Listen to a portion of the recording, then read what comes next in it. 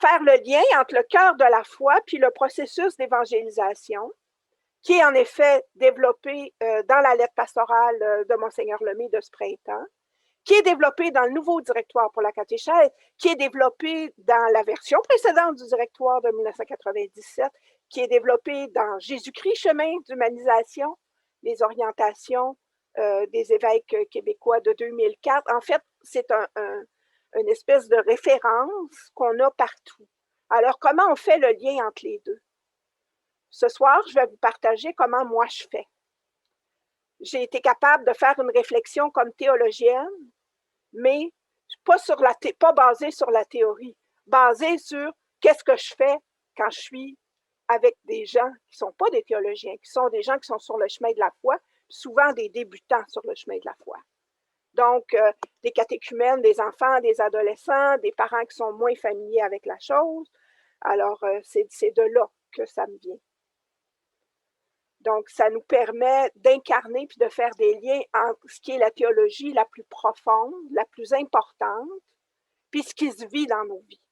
Hein? Comment c'est relié. Et souvent, on a de la misère à faire ce joint-là. On va, mettons, réciter notre credo, hein? Mais voir comment c'est lié au processus d'évangélisation. Des fois, on a plus de misère à le nommer. Donc, c'est sur ça qu'on travaille ce soir. Alors, le plan de la soirée en 3 temps. Dans un premier temps, là, je vous livre le contenu que j'ai préparé avec le diaporama. Et ensuite, là, ça va se jouer entre vos mains avec un temps d'équipe avec 2 questions et retour en plénière et un autre temps d'équipe sur les questions 3 et 4 et une dernière remontée. Puis vous allez voir que les questions qui vont être à travailler sont directement branchées sur ce que je vais vous présenter comme mes points de repère. Puis ça va vous faire travailler à nommer à votre façon à vous, à partir de votre enracinement dans la foi, ces éléments fondamentaux. Pas comme des choses extérieures puis comme un langage théorique, mais comme quelque chose qui vous habite de l'intérieur. Puis qui peut être dit autant avec des mots religieux qu'avec des mots non religieux, curieusement. Quand on est à l'essentiel de l'essentiel, ça peut circuler de cette façon-là. Donc, c'est ça qu'on fait ce soir. Donc, là, je vais y aller avec mon diaporama. Donc, c'est ça. Alors, on aura 2 temps de travail en équipe, 2 fois 15 minutes. Puis ensuite, avec remontée, les 2 fois après. Alors, allons-y avec le diaporama à partir du début. Donc, ma petite boussole, l'objectif et le plan de la soirée. Et maintenant, on plonge dans le kérygme et le processus d'évangélisation. Donc, je reviens encore une fois avec mes images d'autoroute et de sentier. Comme je vous dis, la première que ça aide, ces images-là, c'est moi. Mais je crois comprendre que ça ne vous nuit pas non plus, donc ça m'encourage plus à le reprendre encore. Donc, écoutez, quand on est dans l'autoroute, puis moi aussi j'ai grandi là-dedans, hein, c'est comme si on prend facilement pour acquis que les baptisés saisissent l'essentiel de la foi. Qu'est-ce qui est au cœur de la foi? Puis on met peu en évidence la différence chrétienne. Qu'est-ce qui fait qu'un chrétien, c'est pas comme n'importe quel autre être humain, que n'importe quelle personne qui pratique d'autres religions, qui ont d'autres foi, d'autres philosophies? Qu'est-ce qui nous est propre à nous comme chrétiens? Qu'est-ce qui nous différencie? Donc, on le met peu en évidence. Moi, je me rappelle beaucoup de mon professeur de 4e année à l'école primaire, qui nous enseignait aussi la catéchèse. Malheureusement, je ne sais pas si elle est encore vivante, mais peut-être que ça l'attristerait de voir les souvenirs un peu catastrophiques qu'elle m'a laissés. Parce qu'elle m'avait convaincu que ce n'était pas possible de lire la Bible pour nous les laïcs. Puis ensuite, quand elle nous faisait parler sur qu'est-ce qui définit un chrétien, écoutez, on était en 1977, là. Puis ça se ramenait, au bout du compte, à dire qu'un chrétien, c'était quelqu'un comme tout le monde. C'était quelqu'un d'ordinaire comme tout le monde. Alors, 0 pour la différence chrétienne, hein? Donc, c'est ce qu'on avait dans l'autoroute. Il ne faut pas s'étonner si on a des gens aujourd'hui qui ne savent pas clairement qu'est-ce qui fait que quelqu'un est chrétien ou ne l'est pas. Hein? Parce qu'on prenait ça pour acquis. C'était supposé d'être quelque chose que tout le monde comprenait, tout le monde partageait. Et pour cette raison-là, dans le type de formation à la vie chrétienne qu'on avait, donc sous le mode du catéchisme ou de l'enseignement religieux, on accumulait des contenus avec les années, mais le fil conducteur dans tout ça, je pense qu'à un moment donné, il finissait par se perdre en dessous de tout ça. Alors que si on prend plutôt l'image des sentiers, sur lesquels on a besoin d'une boussole, clairement, dans le cas de ce qui se vit présentement, la différence chrétienne, elle a besoin d'être pensée, d'être énoncée, d'être dite clairement, parce qu'on ne peut pas la prendre pour acquis. On ne peut pas prendre pour acquis que tout le monde le comprend puis qu'on va construire là-dessus. On a comme besoin tout le temps de remettre ça en évidence et de situer tout ce qu'on apprend de neuf par rapport à cet essentiel de la foi. Sans ça, ça peut avoir l'air complètement éclaté. Hein? Et la boussole, donc, de rapporter tout à l'essentiel, c'est ça qui nous permet de faire du chemin en voyageant léger, en n'ayant pas besoin d'avoir des tonnes de livres puis des tonnes de choses. Le pape François aime dire ça, hein, qu'on n'a pas besoin d'être patenté par des tonnes et des tonnes de formations pour avoir comme cet élan qui nous amène à évangéliser. Puis pour pouvoir le faire puis voyager léger, c'est vraiment de ça qu'on a besoin. Donc, c'est d'autant plus indispensable. Alors, qu'est-ce que c'est donc cet essentiel de la foi, hein, le kérigme? C'est la bonne nouvelle, c'est celle du mystère pascal, et un endroit où c'est bien formulé à l'intérieur du Nouveau Testament. Donc, c'est quand Pierre prend la parole, justement dans Acte 2, hein, une fois que les apôtres sont sortis du Cénacle, qui sont sur la place publique, et que les gens ne comprennent pas qu'est-ce qui est en train de se passer. Donc, Pierre dit que toute la maison d'Israël le sache donc, avec certitude. Dieu l'a fait Seigneur et Christ, ce Jésus que vous avez crucifié. Celui qui était crucifié, il est maintenant ressuscité, Christ est Seigneur. Et c'est ça qui est le cœur de notre foi. C'est intéressant dans les écrits, entre autres dans La joie de l'Évangile, on a cette phrase, c'est la version que le pape François donne du kérigme, et on la retrouve aussi dans le directoire pour la catéchèse de 2020. Et voilà comment il le formule. Jésus t'aime, il a donné sa vie pour te sauver, et maintenant il est vivant à tes côtés chaque jour pour t'éclairer, pour te fortifier, pour te libérer. Je ne sais pas si vous remarquez que Pierre, il s'adresse à la maison d'Israël et il énonce l'essentiel de la foi à l'intérieur des mots, des idées qui sont celles des Juifs de Jérusalem et des alentours de l'époque. Puis ce même essentiel, là, il est formulé avec des mots contemporains, hein, et il s'adresse à nous. Hein? Donc, Jésus a donné sa vie pour te sauver. Hein? Donc là, c'est énoncé au singulier. Donc, ça s'adresse à quelqu'un, cette bonne nouvelle, ce kérigme. C'est pas un contenu neutre qu'on fait juste lancer comme ça. C'est une bonne nouvelle énoncée à quelqu'un. Ça s'adresse à nous comme personne. Et parfois, on va utiliser l'expression « première annonce » pour désigner ce cœur de la foi. Vous allez me dire, bon, maintenant on sait ce que c'est correct, là, on n'a pas besoin d'entendre plus que ça. Attention. Une fois qu'on a ça, qu'est-ce qu'on en fait, nous, pour pouvoir l'adresser à partir, comme le pape François fait, à partir de sa manière de dire les choses, dire l'essentiel de la foi aux personnes à qui il s'adresse. Moi, quand je lis la manière dont c'est énoncé, dans le Nouveau Testament comme par le pape François, ça passe par leur caisse de résonance à eux comme croyants. C'est d'abord une bonne nouvelle qu'ils ont reçue. Et ils vont la partager à ceux à qui ils s'adressent. Donc, parfois, on va dire hein, que c'est la première annonce, parce que là, c'est une des premières choses que Pierre dit tout de suite en sortant au Cénac. Maintenant, premier. Sur l'autoroute, on avait tendance à penser que, bon, premier, c'est posé au début, puis maintenant, on peut filer, là. Tu sais, dans le fond, on l'a là-bas. Hein? Ça, c'est une conception qui reste malheureusement complètement linéaire du processus d'évangélisation. Comme si c'était des marches qu'on montait une à une, hein? Puis que rendu vers la 5e ou la 6e marche, on oublie qu'il y a quelque chose de base sur lequel on est appuyé. Alors qu'en réalité, hein, on le perd de vue, mais dans le fond, là, si vous regardez découpé par couche, là, ce qui est à la hauteur de la première marche, ça n'a pas le choix d'être là tout le temps, parce que si on l'enlevait, tout s'effondre. Hein?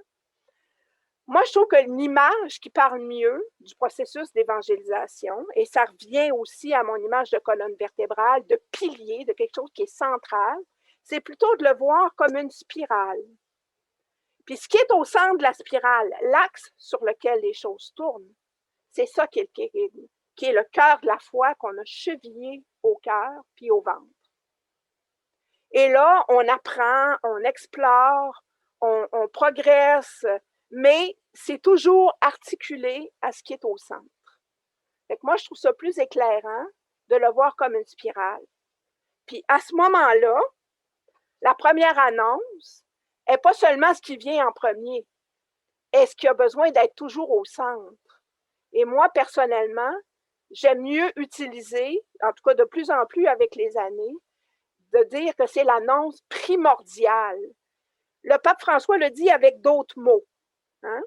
Donc, il dit la catéchèse, qu'on ne peut pas toujours distinguer de la première annonce, est avant tout appelée à être une annonce de la foi et ne doit pas confier la tâche d'aider à découvrir la beauté de l'Évangile à d'autres actions ecclésiales. Il est important qu'à travers la catéchèse, chaque personne découvre, et là je l'ai mis en bleu, là, découvre que cela vaut la peine de croire. Dans le fond, c'est ça, recevoir la bonne nouvelle. C'est ça pourquoi ça vaut la peine de croire. C'est aussi ce qui permet d'énoncer la différence chrétienne. Hein? Parce que des gens croient d'autres choses pour d'autres raisons qui valent la peine pour eux. Mais nous, on a des raisons de croire ce qu'on croit. Et c'est parce que ça vaut la peine à nos yeux, parce que ça change tout dans nos vies, ça nous nourrit. Hein? Donc, c'est pourquoi la catéchèse ne se contente plus d'être un simple moment de croissance plus harmonieuse dans la foi, mais contribue à générer la foi elle-même et permet d'en découvrir la grandeur et la crédibilité. Puis, en faisant un bout de chemin avec les gens qu'on catéchise, ça nous amène nous aussi à redécouvrir l'essentiel de l'essentiel, puis d'en goûter encore plus la grandeur et la crédibilité du fait qu'on accompagne les gens. Fait que ça nous refait penser, nous aussi, à travers hein, ce pilier auquel on se relie depuis plus longtemps, ou plus clairement peut-être que d'autres. Hein. Donc, l'annonce de l'essentiel de la foi, ça ne peut plus être considéré simplement comme la première étape, comme la marche numéro 1 qu'on pourrait oublier en montant les autres. Hein? Donc, ne peut plus être considéré comme la première étape de la foi avant la catéchèse, mais plutôt comme la dimension constitutive de chaque moment de la catéchèse. Donc, soit comme le pilier au centre de la spirale, ou avec l'image des marches, là, on oublie la première marche, mais dans le fond, elle est comme une base qui est toujours là. Hein? Les autres sont construites dessus. Donc, c'est vraiment le solage, l'enracinement de fond. C'est le cœur de tout approfondissement de la foi. Puis, j'ai beau avoir un doctorat en théologie, puis là, je catéchise des gens qui sont au premier balbutiement, ben c'est autant la même chose pour moi qui est au cœur que pour les personnes à qui je m'adresse. Fait que c'est pas, hein, on peut pas penser que dans la catéchèse, le kérigme soit abandonné en faveur d'une formation qui prétendrait être plus solide. Il n'y a rien de plus solide, écrit le pape François dans la joie de l'Évangile. Rien de plus profond, de plus sûr, de plus consistant et de plus sage que cette annonce. Toute la formation chrétienne est avant tout l'approfondissement du kérigme, qui se fait chair toujours plus et toujours mieux. C'est le même kérigme. Hein? Puis quelqu'un qui étudierait en théologie, puis qui le perdrait de vue, il s'égarerait dans les sentiers de la même façon. Donc, l'approfondissement toujours de ce même kérigme qui n'omet jamais d'éclairer l'engagement catéchétique et qui permet de comprendre convenablement la signification de n'importe quel thème que l'on développe dans la catéchèse. C'est le centre auquel tout peut être lié. L'annonce qui correspond, j'aime la manière dont c'est énoncé, l'annonce qui correspond à la soif d'infini présente dans chaque cœur humain. La centralité du kérigme demande certaines caractéristiques de l'annonce qui aujourd'hui sont nécessaires en tout lieu. Autant pour vous et moi que pour les tout commençants.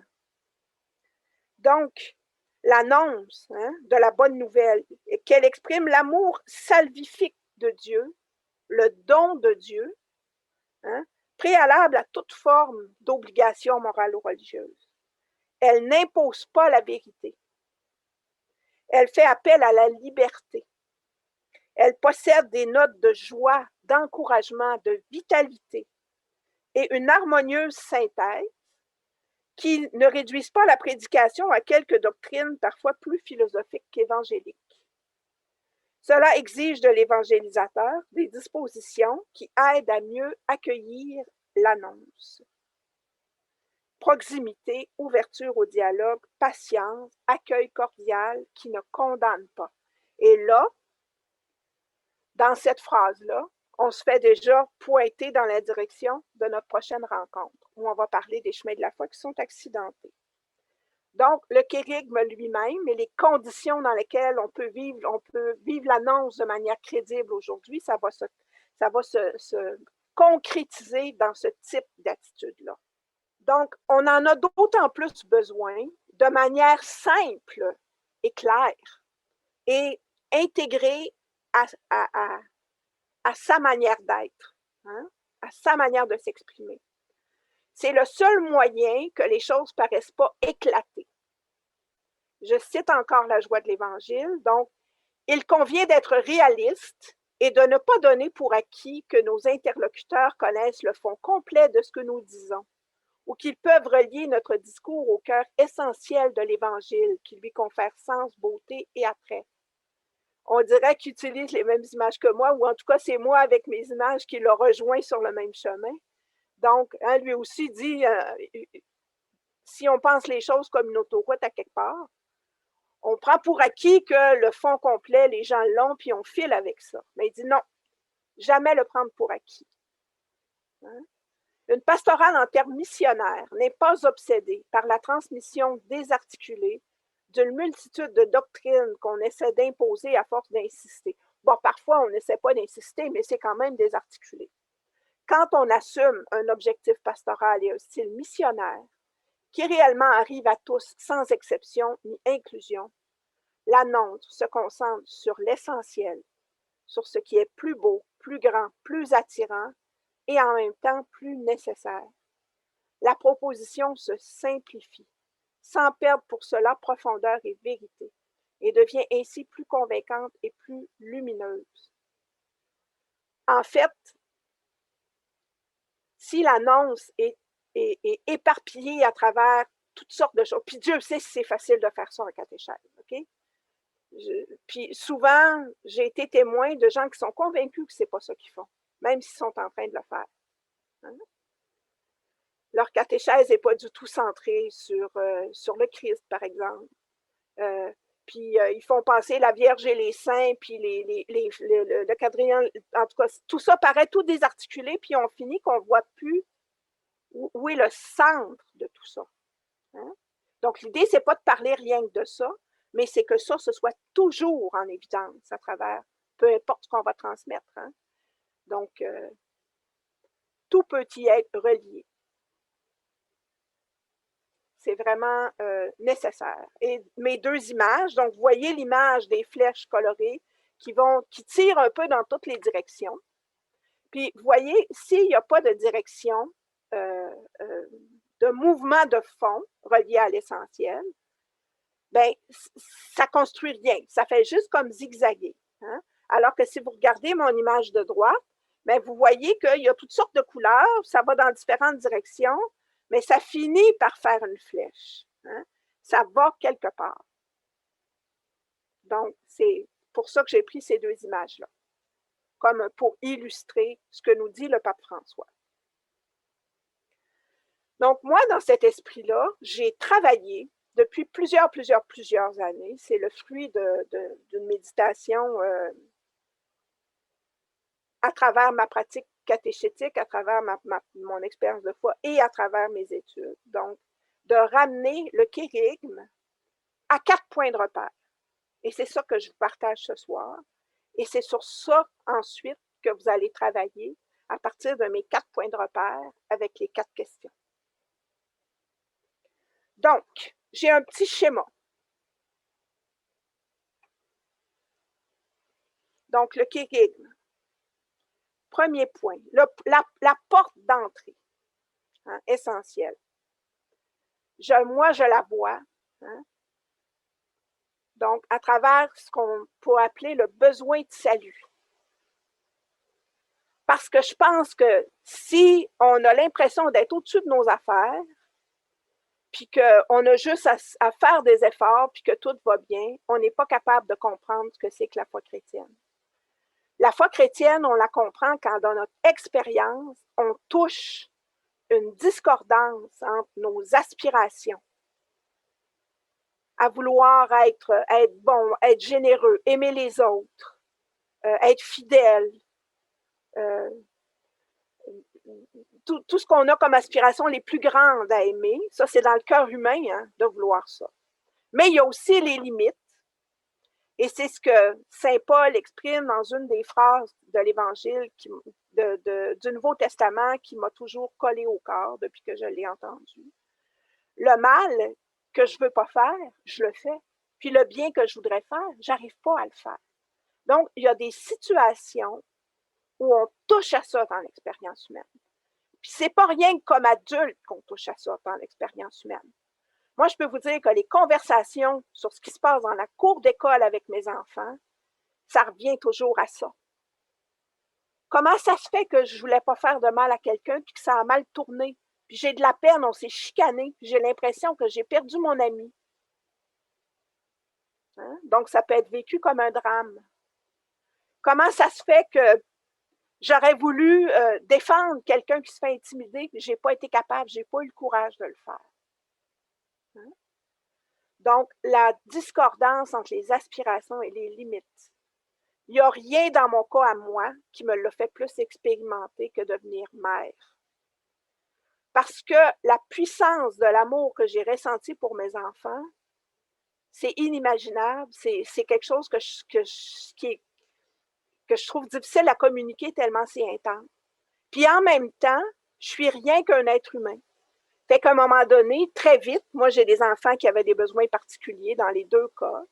Puis très vite, je sentais ma fatigue qui prenait le dessus, mon anxiété, la difficulté d'avoir la patience à un moment donné.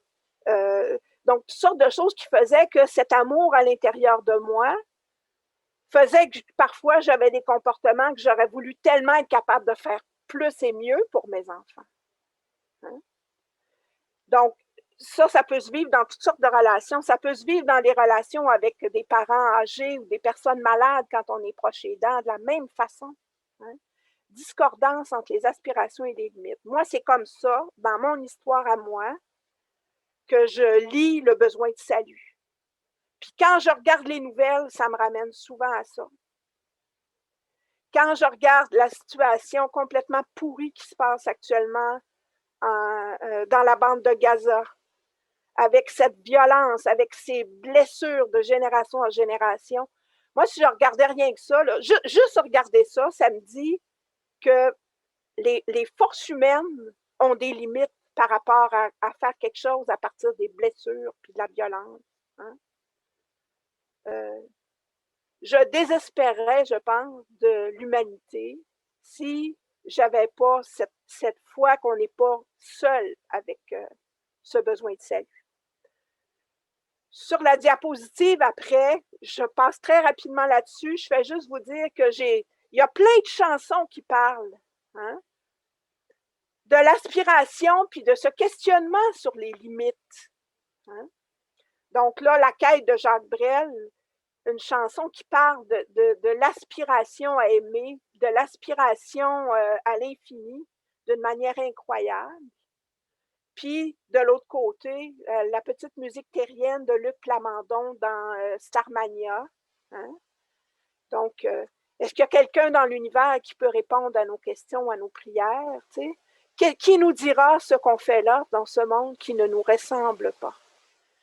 En tout cas, il y a plusieurs chansons où Luc Plamondon arrive à nommer des choses de cette façon-là, puis ça vient beaucoup toucher, je pense, le besoin de salut.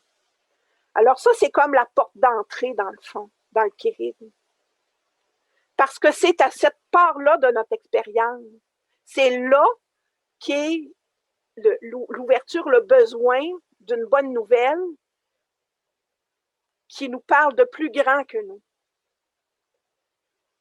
Et ça, c'est l'ouverture qui nous amène au mystère de Dieu, qui est la source de nos existences. Dieu, pas juste comme une idée, mais comme une présence qui fait qu'on n'est pas juste des atomes ramassés là par hasard, sur une boule perdue dans le milieu de l'univers. Hein? Nous existons parce que il y a cette source qui nous donne la vie. Hein? Dieu qui fait pleuvoir sur les justes et les injustes. La vie qui est donnée, même à ceux qui voudraient bien pas l'avoir reçue. Mais donc, cette source d'où nous venons, cette vie qui est toujours là, qui est increvable, hein? Puis qui est un cadeau, qui est offert à tous, sans réserve. Et cette empreinte d'une présence de cette source à l'intérieur de nous. Et là, je vais citer un père de l'Église du 4e siècle que j'aime beaucoup, Basile de Césarée, hein, évêque de Césarée, c'est lui, Saint Basile le Grand. Et au début de ses règles monastiques, donc, il écrit « L'amour de Dieu ne s'enseigne pas. Personne ne nous a appris à jouir de la lumière, ni à tenir à la vie par-dessus tout. Personne non plus ne nous a enseigné à aimer ceux qui nous ont mis au monde ou nous ont élevés. De la même façon, ou plutôt à forte raison, à plus forte raison. Ce n'est pas un enseignement extérieur qui nous apprend à aimer Dieu. Il y a quelque chose qui est comme déjà inscrit en nous. Hein? Il dit dans la nature même de l'être vivant, je veux dire de l'homme, de la femme, se trouve inséré comme un germe qui contient en lui le principe de cette aptitude à aimer. Donc ça, c'est mon deuxième point de repère. On n'est pas seul dans l'univers. Hein? Et à quelque part, notre cœur sait que la vie nous est donnée. On ne se l'est pas donnée à nous-mêmes.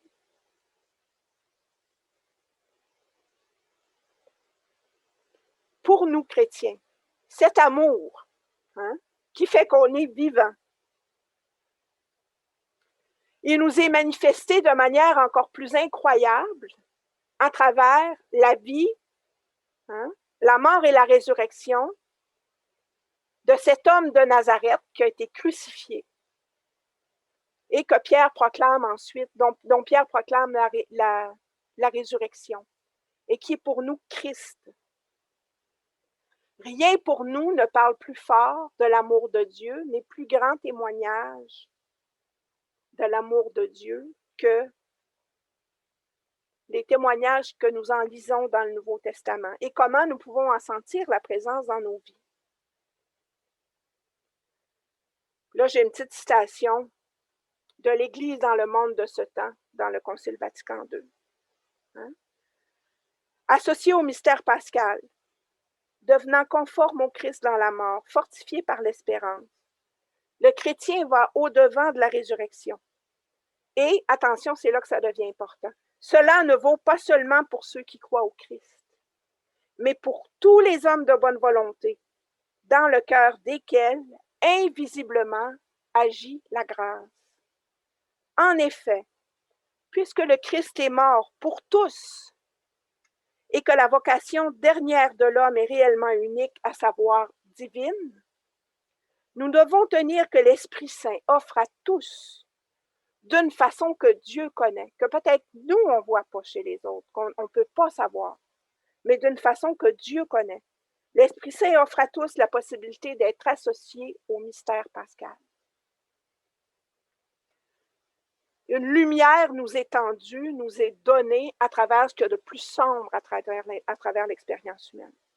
Donc, telle est la qualité et la grandeur du mystère de l'homme, ce mystère que la révélation chrétienne fait briller aux yeux des croyants. C'est donc par le Christ et dans le Christ que s'éclaire l'énigme de la douleur et de la mort qui, hors de son évangile, nous écrase. Le Christ est ressuscité, par sa mort, il a vaincu la mort et il nous a abondamment donné la vie pour que, devenus fils dans le Fils, nous clamions dans l'Esprit « Abba, Père ». Et voyez, ça aboutit à l'Esprit. Et mon dernier point de repère, c'est l'action de l'Esprit en nous, justement dans ce cœur qui contient des aspirations trop grandes pour ce qu'il peut contenir et qui a tant de limites. C'est justement là que l'Esprit nous est donné, que l'Esprit vient nous travailler de l'intérieur. C'est pas seulement Dieu en haut, hein? C'est Dieu au plus intime de l'intime, comme la très belle séquence de la Pentecôte que nous avons priée tout à l'heure. Hein? Viens remplir jusqu'à l'intime le cœur de tous tes fidèles. Et c'est de cette façon-là, hein, que quelque chose change à l'intérieur de nous. Quelque chose bouge, pas parce qu'on fait des efforts incroyables de notre volonté, parce qu'on se laisse travailler. Parce que les plus grands efforts de notre volonté vont quand même nous amener toujours à buter sur la discordance entre nos aspirations et nos limites. Mais là, l'Esprit vient travailler notre cœur pour l'agrandir, pour le rendre plus à la mesure de l'amour qui veut prendre place en nous. Et là, c'est ma dernière diapositive avant le temps en atelier. Donc, c'est encore le pape François, donc l'homélie de la Pentecôte 2018. L'Esprit libère les esprits paralysés par la peur. Il vainc les résistances. À celui qui se contente de demi-mesure, il donne des élans de dons. Il dilate les cœurs étriqués, il les fait agrandir. Il pousse au service celui qui se vautre dans le confort. Il fait marcher celui qui croit être arrivé. Il fait rêver celui qui est gagné par la tiédeur. Voyez-vous, c'est la même chose que dans la séquence de la Pentecôte, mais dit avec des mots plus contemporains. Hein? Assouplit ce qui est raide, réchauffe ce qui est froid, etc. C'est ça qu'il vient dire, de la même façon. Hein? Voilà le changement du cœur. Beaucoup promettent des saisons de changement, de nouveaux départs, de prodigieux renouvellements. Mais l'expérience enseigne qu'aucune tentative terrestre de changer les choses, entendons à la force du bras par nos propres forces, à bout de volonté puis d'effort. Donc, aucune tentative ne satisfait pleinement le cœur de l'homme, dans lequel il y a cette aspiration à l'infini. Le changement de l'esprit est différent. Il ne révolutionne pas la vie autour de nous, mais il change notre cœur. D'une manière parfois assez dérangeante. Merci, parce que, voyez-vous, c'est un petit peu ce qu'il dit aussi, là. Ça nous fait avancer, même quand on aimerait beaucoup mieux rester dans notre confort. Hein? Il ne nous libère pas d'un seul coup des problèmes, mais il nous libère intérieurement pour les affronter. Il ne nous donne pas tout immédiatement, mais il nous fait marcher avec confiance, sans jamais nous lasser de la vie. L'esprit garde le cœur jeune, Comment procède-t-il? En renouvelant le cœur, en le transformant de pécheur à pardonner. Ainsi, l'Esprit Saint fait renaître la joie. Il fait ainsi fleurir la paix dans le cœur. Donc, vous voyez que ce dépassement dans l'amour, que l'Esprit Saint vient travailler en nous, c'est par là qu'on peut refaire le lien avec le besoin de salut. Ça vient nous toucher de l'intérieur, au lieu même où le besoin de salut apparaît, se fait jour. Donc, c'est comme ça, moi, que j'ai énoncé à ma manière les points de repère qui font qu'en catéchèse, je vais faire le lien, peu importe de ce qui va être dit, avec des éléments qui touchent le besoin de salut, Dieu, le mystère de Dieu, notre source, le Christ, la résurrection, le don de l'Esprit, et comment ça peut nous changer. Être chrétien ne fera pas nécessairement de nous des gens qui vont devenir les modèles humains les plus extraordinaires, les plus héroïques. Il y en a peut-être qui arriveront là, mais c'est plutôt des gens qui se laissent travailler, des gens qui se laissent toujours convertir, hein, de l'intérieur. C'est ça. Donc, puis avec lequel il y a toujours un horizon d'espérance qui est ouvert. Hein? Donc, voilà. Alors, ces 4 points de repère, c'est ça qu'on va travailler maintenant, de manière plus pointue à l'intérieur de l'atelier. Donc, là, vous allez avoir un premier temps d'atelier d'une 15aine de minutes où vous allez travailler sur les questions 1 et 2. Et là, j'ai mis en bleu là, des sous-questions, mais la question, c'est vraiment celle qui est en noir. Comment s'exprime le besoin de salut dans la vie des personnes d'aujourd'hui? La vôtre en premier lieu. Hein? D'abord, dans sa propre vie, il faut être capable de le nommer pour soi. Autrement, notre témoignage fait comme flotter. Hein? Donc, comment ça s'exprime dans ma propre vie? Comment ça s'exprime dans la vie de mes proches, dans la vie des enfants et des familles que vous côtoyez, dans notre société, dans notre Église? Hein?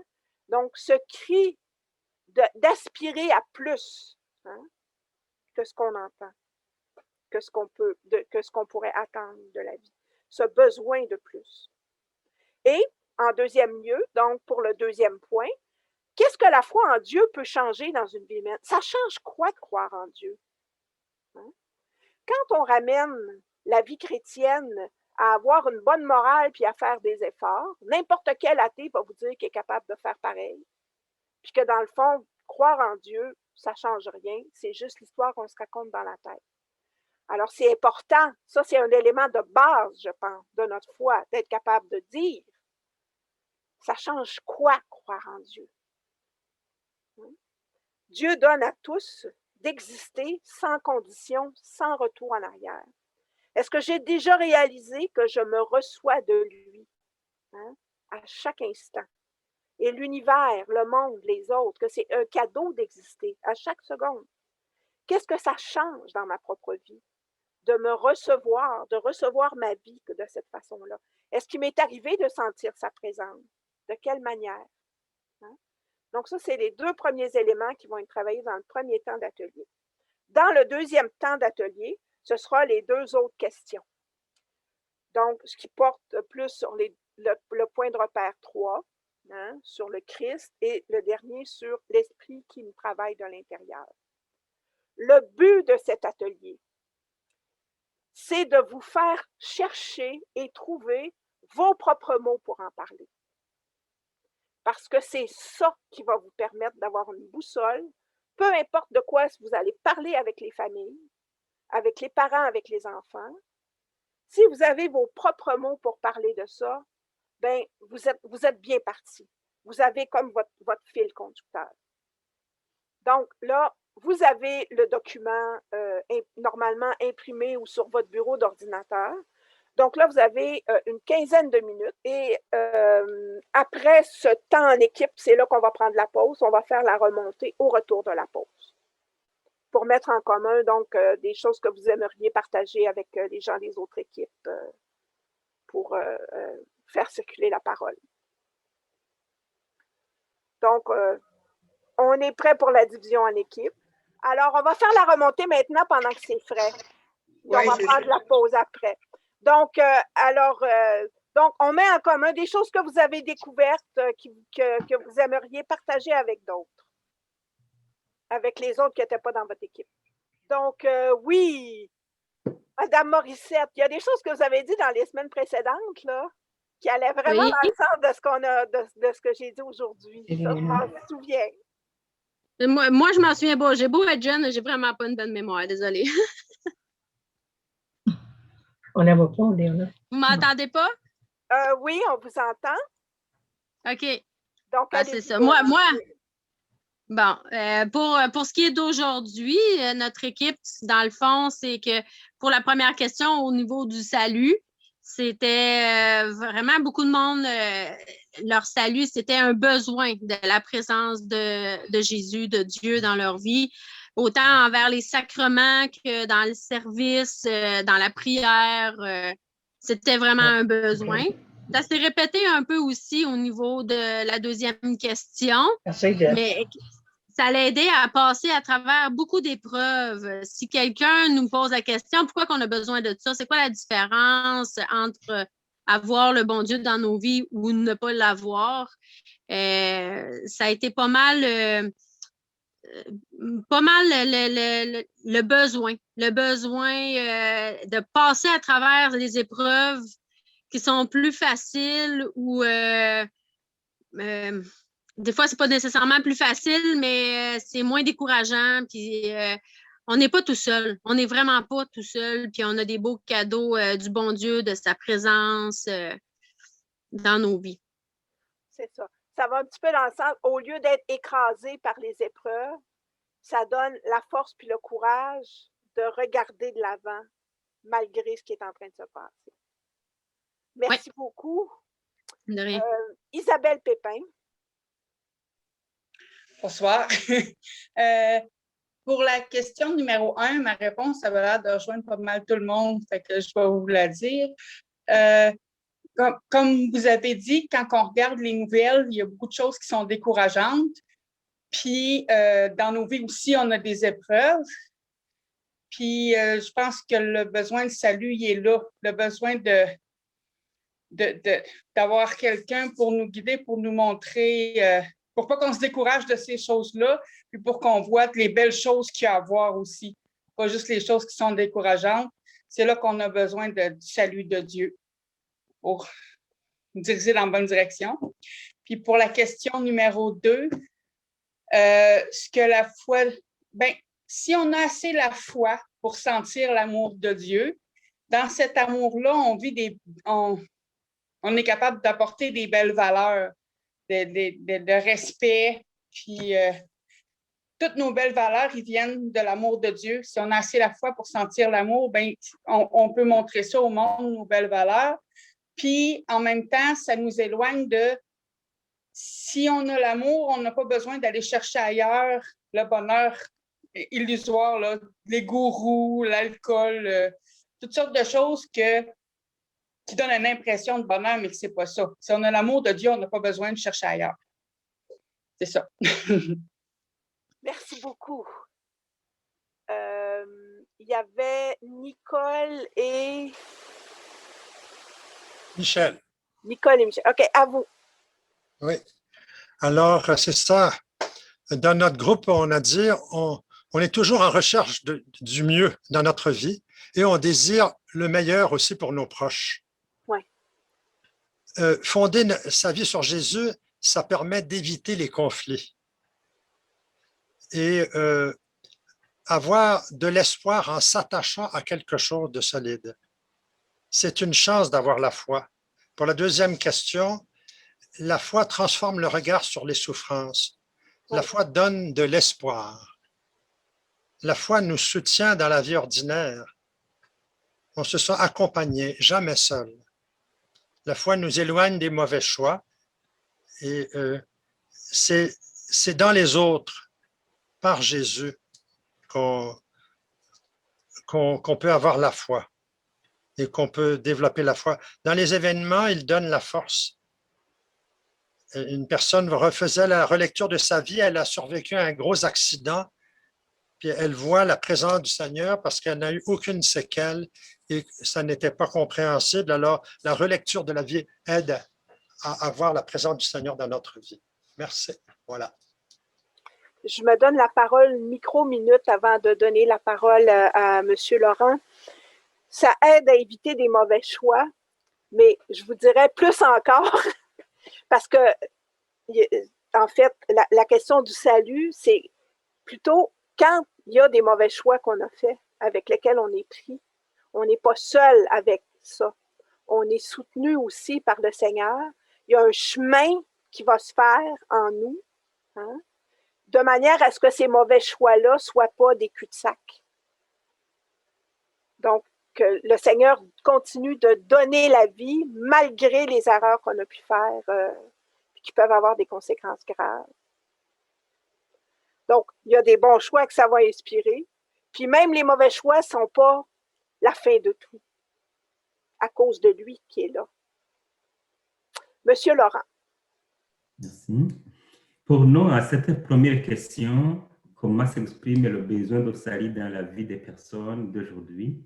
On a évidemment donné quelques idées un peu différentes, mais un peu de mots, le besoin de salut s'exprime de différentes manières. Ceux qui ont besoin d'être sauvés, il y a ce qu'il faut à travers leurs pratiques dans la religion, dans les prières, dans les œuvres de charité. Donc, il y en a d'autres qui le font, on l'a souligné aussi, par peur d'être châtiés. Donc, à la fin de leur vie ici sur la terre. Voilà, un peu de mots à résumer ce qu'on a donné pour la première question. Et pour la deuxième question, qu'est-ce que la foi en Dieu peut changer dans une vie humaine? Nous avons vu que la foi en Dieu vraiment change beaucoup de choses dans une vie humaine. Une personne qui a la foi en Dieu, la foi réelle vraiment en Dieu, il n'est pas comme les autres. Il peut surmonter les difficultés qui, pour les autres, c'est difficile vraiment de surmonter. Il fait le bien, il essaie vraiment d'éviter le mal, il a la joie, même dans les moments difficiles, il essaie comment donc surprendre plus que les autres. En un mot, c'est une personne qui, dans sa vie, a une vie vraiment différente des autres, que ce soit dans le bien ou dans le mal, parce qu'il a quelque chose qui est en lui ou en elle qui l'aide à bien faire cela ou à accueillir ce qui est difficile. Voilà.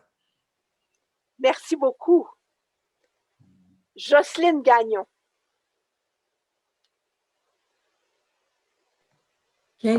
Alors, j'ai pris en note ce que l'équipe a pu donner. Alors, un besoin de la première question.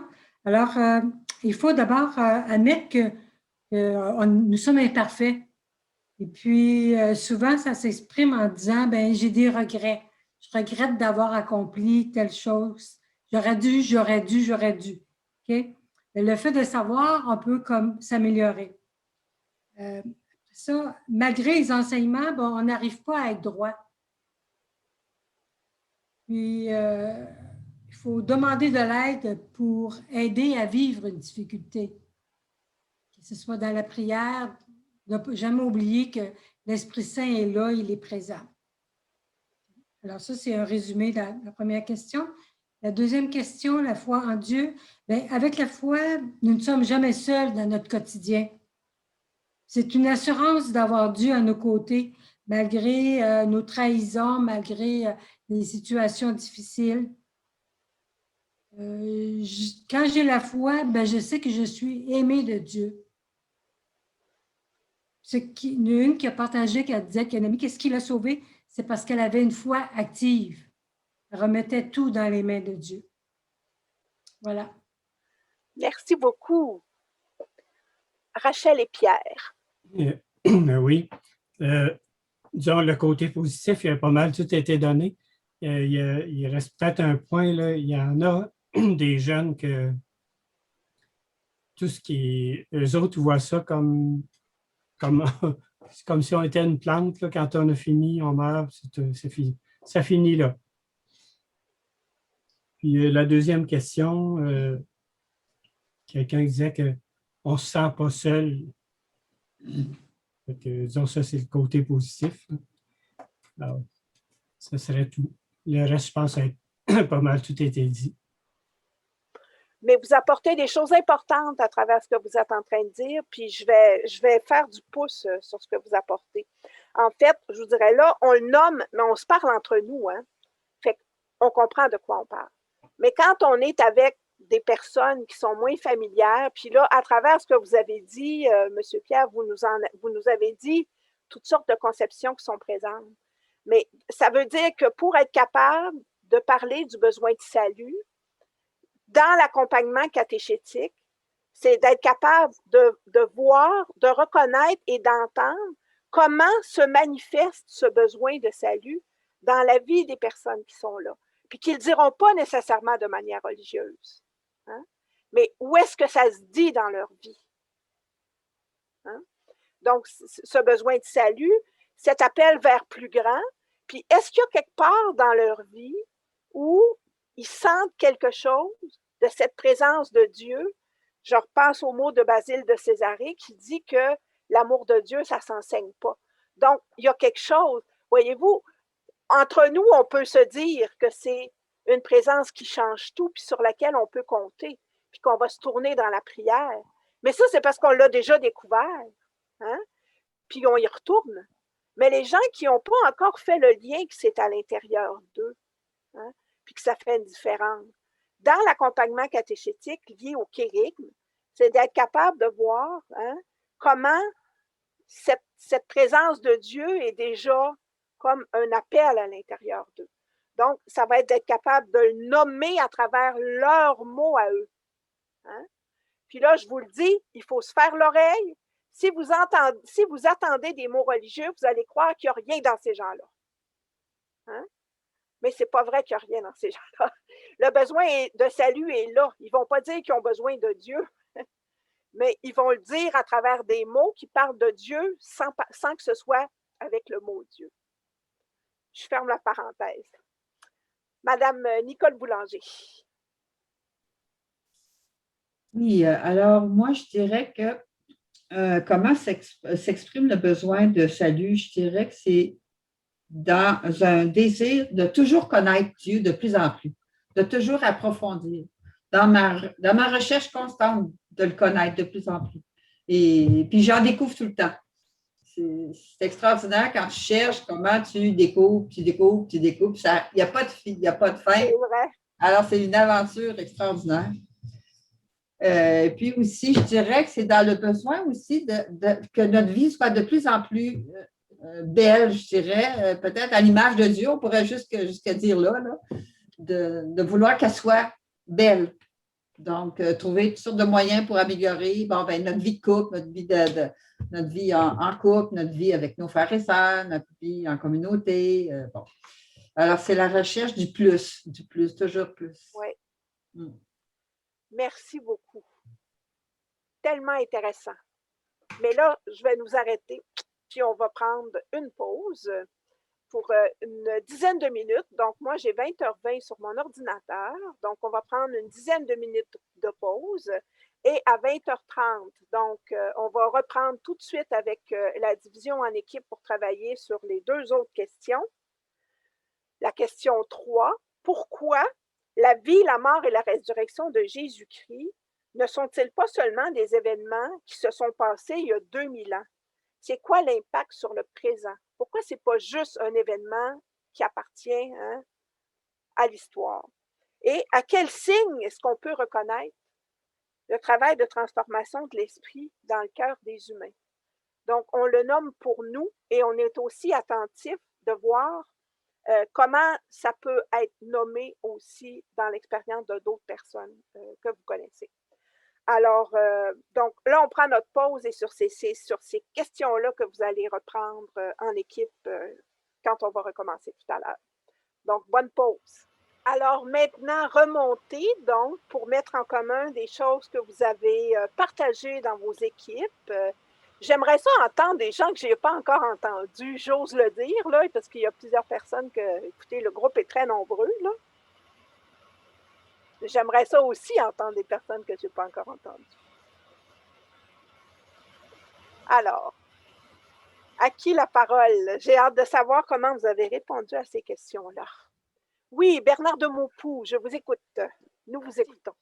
Pourquoi la vie, la mort, la résurrection de Jésus-Christ sont-ils pas seulement des événements qui se sont passés il y a 2000 ans? Ben, je regarde l'Ancien Testament. Jésus n'était pas encore là, 2000 ans avant lui. Déjà, on a des prémices qui va venir, que le Messie est là. Donc, il y avait une annonce. Mais Jésus, Dieu est en dehors du temps, et en dehors de l'espace. Et il est toujours là. Il nous l'a dit. Il nous l'a dit par sa toute puissance qui serait toujours avec nous. Quel est l'impact dans ma vie présente? Ben, moi, je regarde, il y a eu des pardons qui sont faits alors que je pensais que c'était impossible de pardonner quand on est très blessé, puis combien de personnes en ont eu plus que moi, mais ça, c'est l'action d'Esprit Saint. Puis je regarde tous les charismes qu'il y a dans l'Église. C'est une pure merveille. On voit des chants qui ont été faits par des prêtres, entre autres, des poèmes, tout ça. C'est vraiment, ça vient d'Esprit Saint qui nous guide. Je me suis toujours dit, si l'Esprit Saint n'était pas là, je serais un légume, je n'aurais pas d'intelligence. Ça, c'est quand on y pense vraiment, là, on dit, le Seigneur nous a donné quelque chose de merveilleux, un bel outil qui est notre corps et la conscience aussi de tout ce qu'on peut faire avec les capacités qu'il nous a données. Il y a encore plein d'autres choses. L'Esprit Saint, c'est par lui qu'il y a eu des conversions qu'on ne pensait pas. On regarde des saints qui étaient vraiment dans une vie défaite et tout d'un coup, ils ont cette lumière d'Esprit Saint, ils vont prendre à la source tout ce qu'ils peuvent recevoir tout d'un coup et ils changent d'une façon dramatique, mais pour le mieux. Oui. Voilà. Merci. Merci beaucoup. Là, il y a Serge Bergeron. Je veux marcher un peu dans les pas de Bernard. Je pensais en même temps que, avant même qu'il en parle, je pensais à un personnage, à Abraham. Oui. C'est le personnage parfait, disons, pour la situation qui nous occupe, qui ne connaît pas Dieu, qui ignore, mais qui fait l'expérience graduelle d'un appel. Alors, c'est vraiment une expérience graduelle, un appel intérieur qui arrive, je ne sais pas trop d'où, puis qui grandit, puis qui te permet de découvrir finalement quelque chose de beau, de magnifique. Et tu commences à mettre des noms sur cette expérience-là. Amour, combien de belles choses finalement sont arrivées à Abraham. Moi, je le trouve magnifique pour ça. C'est l'expérience des jeunes qui nous arrive, dans le fond. Quand on les accompagne, ben, ce qu'il faut faire, c'est de leur donner l'occasion de pouvoir mettre le doigt sur « Ah, c'est Dieu qui m'appelait là, Oui. qui m'appelle en ce moment-là, puis à être présent dans cette rencontre-là. » Moi, c'est un personnage que je trouve magnifique. Après ça, il y a tous les autres. Là, il y a David, il y a Moïse. C'est des personnages qui arrivent avant Jésus, là, en plus. Oui. Je suis contente que vous en parliez, puis M. de Maupoux aussi. Il y a beaucoup de choses dans l'Ancien Testament, en effet, dans lesquelles on retrouve la ligne directe. Puis pour exprimer le besoin de salut, quoi de mieux que les psaumes? Hein? Les psaumes le disent d'une manière qui ressemble beaucoup à ce que vous disiez tout à l'heure dans le premier échange. Puis j'aime beaucoup ce que vous venez de dire sur Abraham, puis ça me fait penser aussi à l'histoire de Samuel, justement, là, qui entend un appel, puis qui pense que c'est celui qui sert qui l'appelle. Puis il se fait dire, non, non, l'appel que tu entends, c'est de l'intérieur, c'est pas de l'extérieur. Et il découvre que c'est de l'intérieur que Dieu l'appelle. Donc, en effet, ça nous donne des repères très, très forts et encore tout aussi pertinents aujourd'hui. Donc, merci beaucoup d'avoir amené tous les deux là, les liens avec l'Ancien Testament. Parce que oui, c'est le même Dieu. C'est ça. Voilà. Sylvie Godbout et ensuite Cathy Ducharme. Oui, pour nous autres, en tout cas, notre échange pour la vie, la mort, la résurrection de Jésus, quand on lit la Bible, le Nouveau Testament, tu sais, Jésus il a dit, je vais être avec vous jusqu'à la fin des temps, jusqu'à la fin du monde. La Bible, là, c'est toujours d'actualité. Tu lis, la parole vient te rejoindre tout le temps. Sa parole est vivante. Alors, ça a un impact, c'est sûr, sur la vie présente parce que quand tu la lis, le Seigneur vient te rejoindre où tu es rendu dans ta vie, puis qu'est-ce que tu as besoin pour l'instant de savoir, qu'est-ce que tu as besoin, la parole que tu as besoin. Là. Tu vas la relire après, et c'est une autre parole qui va venir te rejoindre. Fait qu'elle est toujours d'actualité, elle est toujours en mouvance. Jésus, c'est Dieu, il est toujours en mouvance, il est toujours en mouvement. Puis, au niveau de l'Esprit Saint, à quel signe on reconnaît le travail de la transformation?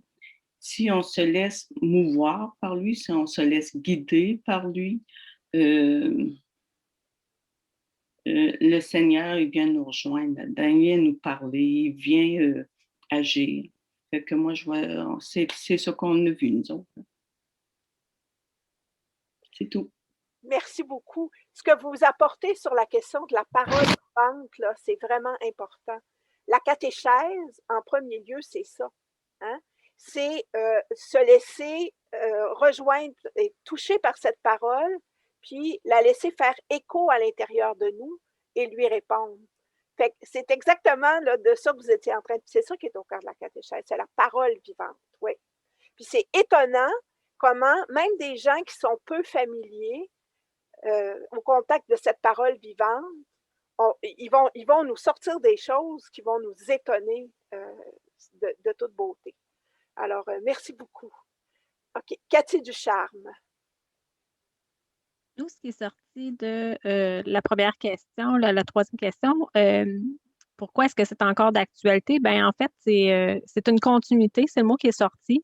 Jésus est là pour nous accompagner, donc il était là, il est encore là, il est témoin, nous, on est témoins, puis c'est ça qu'il nous a demandé de faire, puis on est encore témoins. Donc, 2000 ans après, on est là, donc c'est encore important, c'est actuel. Moi, j'ai sorti ce qui nous a... son message est encore d'actualité. Il nous a dit aimez-vous les uns les autres. Ben, c'est encore ça qu'il faut faire parce que si je n'ai pas l'amour, je suis rien. C'est la chanson que j'utilise dans les catéchèses. Là. Donc, c'est ce qui est sorti. Ensuite, comment est-ce qu'on peut voir le travail de l'Esprit Saint? Ben, on le voit, c'est invisible, mais visible en même temps dans les transformations qu'on voit. C'est graduel. Les guérisons, les prières qui sont exaucées, les grâces. J'ai Madame Bédard qui me dit tout le temps, ben, je demande puis je reçois. Puis ça arrive souvent. Donc, c'est comme ça qu'on peut le voir. Merci beaucoup. C'est beau. Rachel et Pierre. Oui. Moi, c'est pour apporter une anecdote qui s'est dite. Il disait le chapelet puis à l'église. Puis à un moment donné, il y avait des jeunes qui jouaient dans la cour de l'église. Puis on dit ça vous tente pas de venir dire le chapelet avec nous autres? On dit c'est quoi ça, le chapelet? C'est comme de la catéchèse? On dit un peu. Fait que finalement, ils sont allés avec eux autres. Puis après ça, ils sont retournés d'autres fois avec eux autres, quand ils étaient avec le parent qui était dans le coin. Fait que, des fois, c'est demandé. Puis... En effet, de manière totalement inattendue. Oui. Avec des ouvertures qu'on n'aurait pas cru possibles. Oui. Ouais. Merci. Nicole. C'est moi, c'est ça? Oui, oui. Donc, pourquoi ce n'est pas une histoire ancienne? Bien, la Bible est encore là depuis plus de 2000 ans. Donc, ça en est une preuve parce que ce livre-là a survécu. C'est le livre le plus publié aussi. Puis, il y a tous les témoins du passé, mais il y a tous les témoins d'aujourd'hui.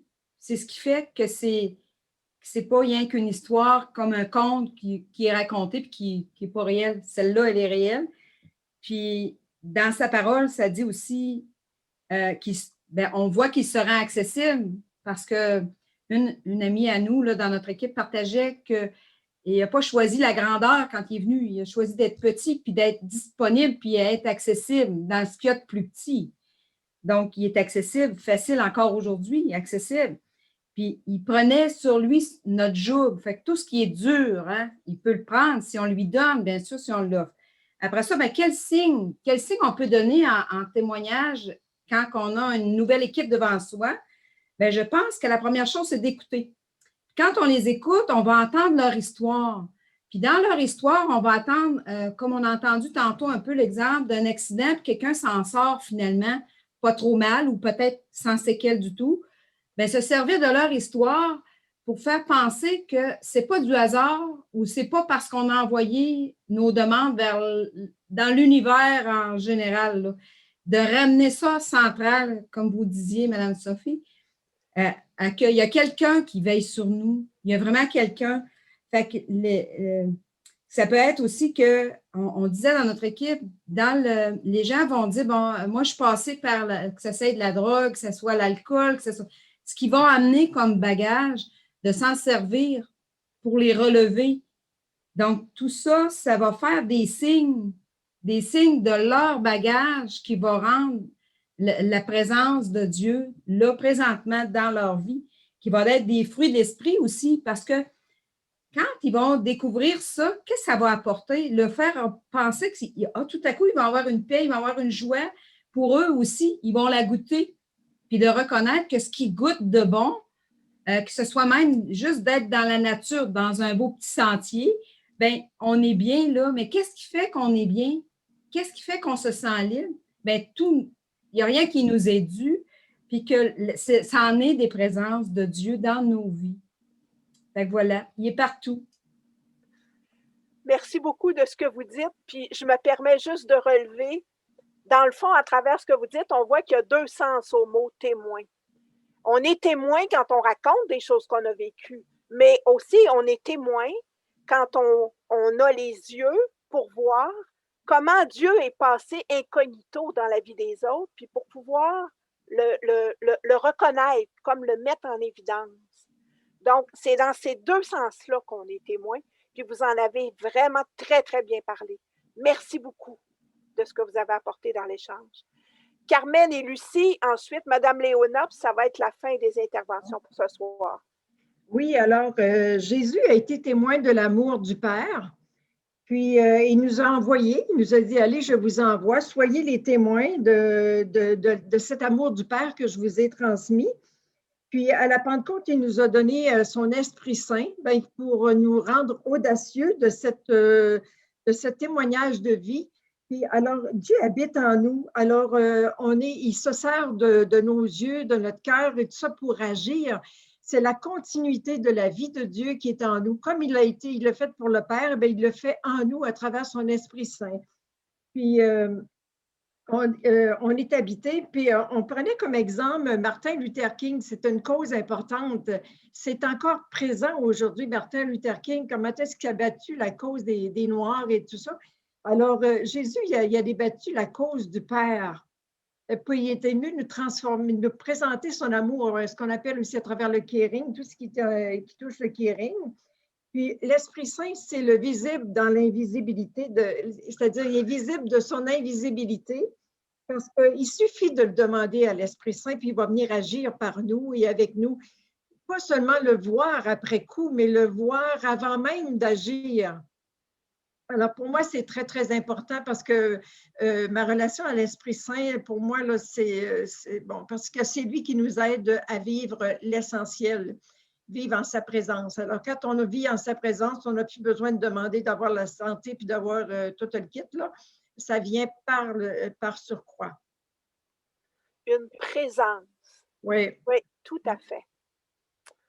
Merci beaucoup. Et Madame Léona, pour terminer. Bon, j'avais juste 2 petites choses qui n'avaient pas été dites puis que dans notre groupe avaient été mentionnées.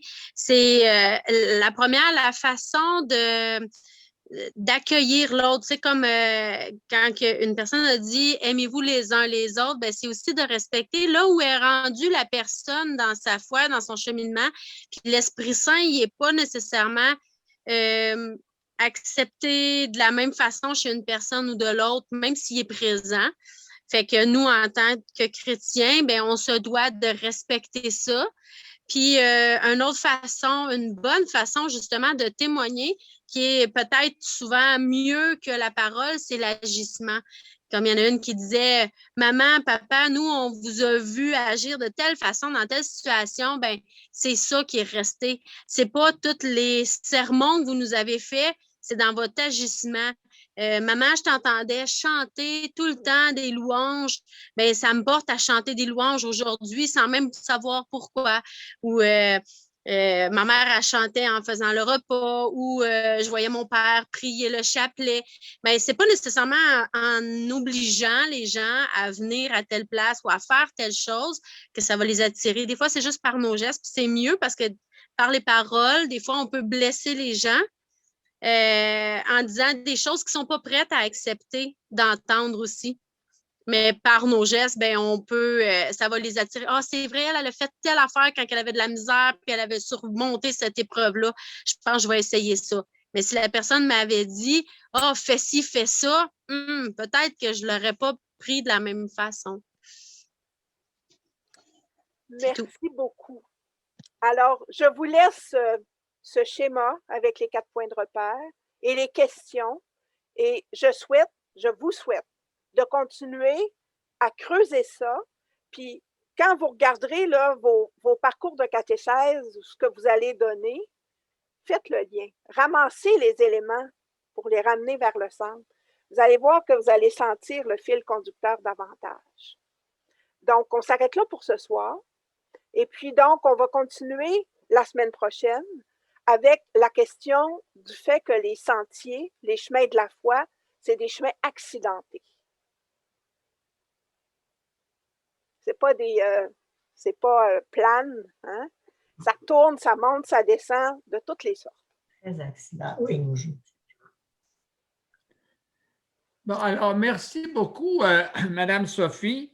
Je me fais le porte-parole de l'ensemble du groupe pour vous dire comment encore ce soir, dans vos paroles, mais aussi dans vos convictions de foi, ça démontre que la résurrection de Jésus puis l'amour de Dieu, ce n'est pas du passé, mais c'est d'aujourd'hui. Vous en êtes une preuve vivante ce soir là, au milieu de nous. Merci beaucoup. Et je termine en demandant au Seigneur de continuer de répandre sur vous une pluie de tendresse. Et puis, je dirais, l'enthousiasme pour le faire connaître encore plus avec l'Esprit Saint, au nom du Père et du Fils et du Saint-Esprit. Amen. Merci. Amen.